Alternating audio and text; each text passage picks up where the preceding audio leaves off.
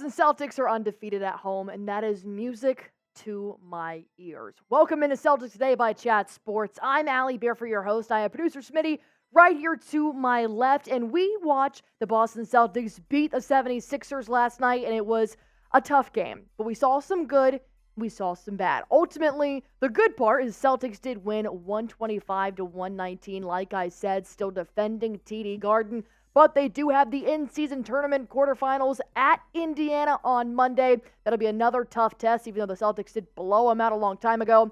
So before we get into the in-season tournament, I want to break down 3 takeaways that I had and producer Smitty had watching the 76ers game, and plus maybe just an ongoing trend we've seen so far this season. Number 1, Derrick White is so underrated. This man shaved his head before the season started, and it has paid off. Bald-headed Derrick White is changing lives out here. If you guys do remember, Derrick White did not sign a contract extension before the season started, so he'll have to do it after the season, and he's proving why he deserves it. 21 points versus the Sixers without Embiid, Maxey, or Batum. 6 rebounds, 5 assists, 45% from the field, and 75% from a three-point line. I don't know about you guys, but when I watch Boston Celtics play, you got Jayson Tatum, who's typically your lead maker, your playmaker. He's a leader. Same thing with Jaylen Brown, KP. When I watch Derrick White, it's calming.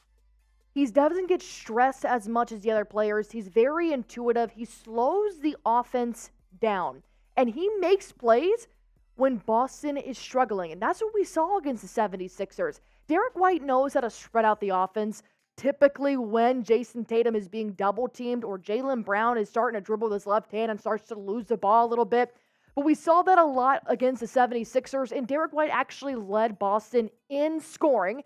Jayson Tatum did get ejected with 21 points in the third quarter. Derrick White had 21 points as well. And he also led in the plus and the minus for this ball game. And the fact that Derrick White was making 75% from the three, he was owning the offense at the top of the key. He was driving down low. He was really waiting until he had a good pass, which is really substantial when the Celtics were already 11 turnovers in the first half. Derrick White was in no rush. I don't know what time Derrick White was on, but that's the time I want to be on. How big of a factor is Derrick White for the Boston Celtics? Scale it 1 to 10. I think he's an 8. I think he is up there. I think he is just as important as the trio of KP, JT, and JBR. I think Derrick White is a crucial part of this team. They lost when he was on baby duty, I guess, when he was having his child. So I think Derrick White speaks volumes, the Boston Celtics. Scale it down below while I bring up my second takeaway from the 76ers of Philadelphia. Al Horford owns the 76ers. That is known. Al Horford knows what to do going up against Reed, going up against Morris. He can even defend around the perimeter as well. Al Horford alone, he can make his 3 shots as a big. I love to see everything Al Horford did going up against 76ers. We're going to break that down in just 1 second. First, I'm going to tell you guys about Factor Meals, our sponsor here on Celtics Today. It is a fresh, never frozen meal service, and it's prepared, delivered right to your door. Professional chefs actually make this food up. They make it hand-cooked, and all you have to do is heat it up for 2 minutes, and it's ready to go. No fuss, no mess, no prep. You can pick up to over 35 different meals that fit your lifestyle. They're dietitian approved, and they are phenomenal. I actually tried these meals this week, and I guarantee you they are going to make your stomach happy.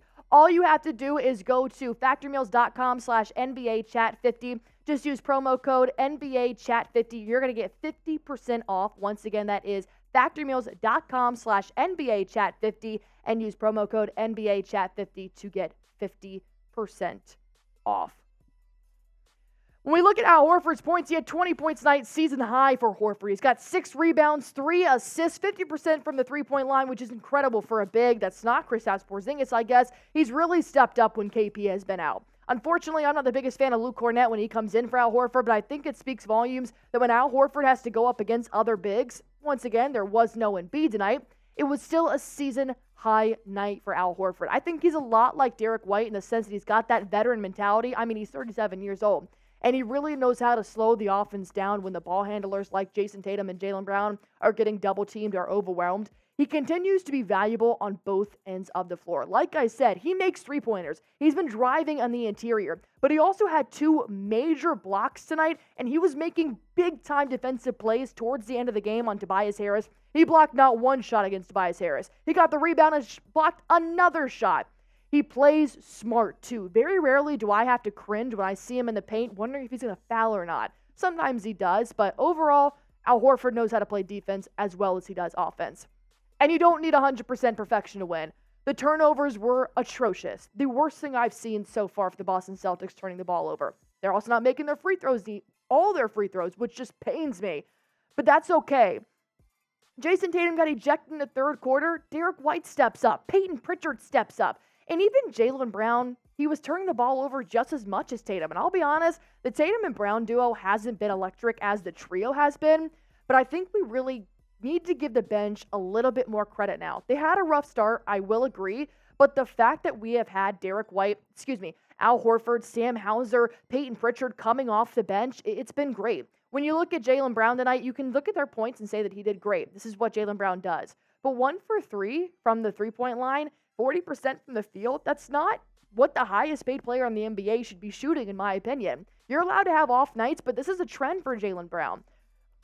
I haven't been a big fan of seeing the duo have 7 turnovers from Jaylen Brown and then Jayson Tatum as well. Like, it's just one of those things that it's just sloppy, in my opinion. Jayson Tatum is allowed to get double teamed, same as Jaylen, but it also comes from his left hand, which isn't my favorite part of Jaylen Brown either. So when I look at that trio, I think that Porzingis, Hauser, White, they've been stepping up for the Celtics in big ways. Porzingis with a 3 and shooting down in the interior. Hauser and White, you already know, protecting that perimeter. The catch and shoots from Hauser have been perfection. 11 points, 3 for 4. 60 and 75% is magnificent for somebody coming off the bench like this. He's coming in and he's doing his job. And he had to step it up a little bit more tonight because of Jayson Tatum last night. Peyton Pritchard, 52.9% from the field goal, which is fine. Peyton Pritchard dribbles, and he's more of a ball handler than Sam Hauser is, so his field goal percentage is always going to be a little bit different. But still, 2 for 6 from the three-point line. He had Pat Bev on him all night long, and he's a tough defender. So I'll give credit to Peyton Pritchard and Sam Hauser where it's due. They stepped up, especially when Jaylen Brown wasn't playing the best game that he could, and the same thing for Jayson Tatum since he was kicked out of the arena. Well, I told you guys we do have the quarterfinals of the in-season tournament. The Boston Celtics versus the Indiana Pacers. I mean, they wiped the floor. Over 150 points against the Pacers last time. This will be at 7:30 p.m. Eastern Time on Monday. And we do have a nice little tweet here saying Kristaps Porzingis has not practiced but has been on the court per Joe Mazzulla. Status is still up in the air for the in-season tournament quarterfinals game Monday at the Indiana Pacers arena. That's a little concerning, but it's also helpful knowing that Porzingis may or may not be there on Monday. He's going to be reevaluated, I'm sure, when Monday comes around, so we'll let you guys know if he will play against the Indiana Pacers. This is another matchup that's going on Monday night. The Knicks are at the Bucks as well, 7:30 p.m. Eastern Time. Marshall's going to be live for that. We're going to be live for the Celtics game. And the Celtics will play the winner of this game, Knicks at the Bucks. So this is super beneficial to the Boston Celtics, knowing whether or not who they're going to play. I mean, I personally want to see the Bucks, but if it's the Knicks, it is what it is. They'll play on Tuesday, December 5th, 7 p.m. Eastern Time, and I'm sure we'll have a live show for you guys, so be sure to check in with that. That's why you guys always got to hit that sub button here at Chat Sports. And do you think Boston will win the NBA Cup? Not the finals. The first ever NBA in-season tournament cup. Type Y for yes, type in for no. I'm going to go Y for why not. Yeah, I think they could. I think it's going to be a test. If they don't, hey, we still got the finals. Go ahead and hit that sub button for me while you're at it. Everything you need to know about the Boston Celtics you're going to find right here. And I want you guys to be well informed about your favorite team in TD Garden.